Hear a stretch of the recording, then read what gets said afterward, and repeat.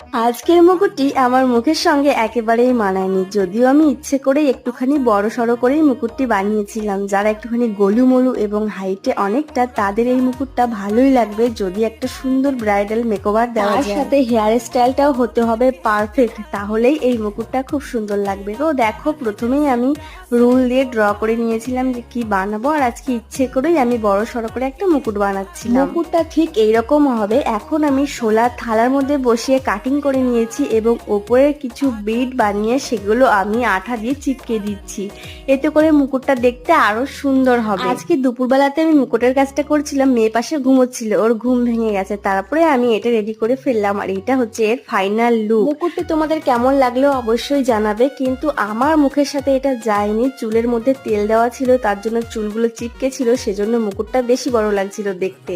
তো তোমাদের কেমন লাগলো জানাবে। আজকের মতন টাটা।